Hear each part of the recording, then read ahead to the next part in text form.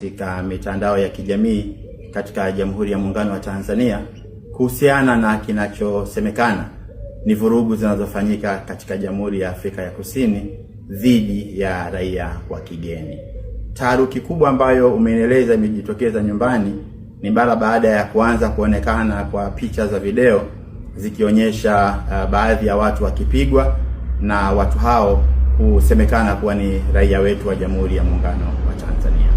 Labda nianze kwa kujitambulisha kwamba jina langu ni James Bwana. Mimi ni balozi wa Jamhuri ya Muungano wa Tanzania katika Jamhuri ya Afrika Kusini, mwenye dhamana pia ya uwakilishi katika Falme ya Lesotho na Jamhuri ya Botswana. Kwa kujibu sasa swali lako ni kwamba kwa niaba ya ubalozi wa Jamhuri ya Muungano wa Tanzania, taarifa ambazo tunazo ubalozini mpaka hivi sasa ni kwamba hakuna mtu yoyote katika kipindi cha siku za hivi karibuni ambaye ameshambuliwa ambaye ana uraia wa Jamhuri ya Muungano wa Tanzania ambaye ameshambuliwa na hicho kinachoonekana kuwa ni kama makundi ya raia wazawa wa hapa wakishambulia wageni. Hatuna Mtanzania yoyote ambaye tumepokea taarifa kwamba ameshambuliwa.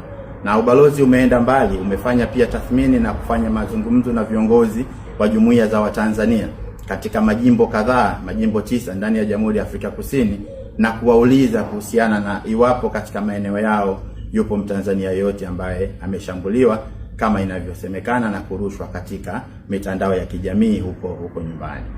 Ukweli ni kwamba videos zinazoonekana zikirushwa, yani picha mjongeo, zinahusisha matukio ambayo yametokea zamani, siku za nyuma. Mathalan, video ambayo imeonekana ikitembea sana katika mitandao ya kijamii kwa siku ya jana na juzi ni tukio ambalo lilimuhusu Mtanzania mmoja katika mji wa Cape Town mwaka 2023 ambaye aliingia katika duka moja na kujaribu kufanya vitendo ambavyo ni kinyume cha maadili.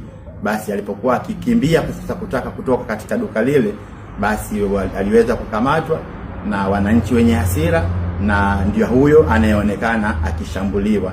Na tukio lile halina kabisa uhusiano na uraia wake wa kigeni, bali lina uhusiano moja kwa moja na kitendo kisicho cha kimaadili ambacho alikifanya ndani ya duka lile. Lakini kwa masikitiko makubwa, balozi umegundua kwamba tangu jana na juzi picha ile ya mwaka 2023 ya mjongeo imekuwa ikichukuliwa na imetengenezewa maudhui kuonekana kana kwamba ni tukio ambalo limetokea siku za hivi karibuni, mfano wiki hii au wiki iliyopita, na hivyo kuleta taharuki huko nyumbani na kadhalika. Nitoe tu hakikisho kwamba hadi hivi sasa hali ni tulivu, maisha yanaendelea kama kawaida. Matukio ambayo yanaonekana yakitokea yamekuwa yakiwahusu watu wengine na haya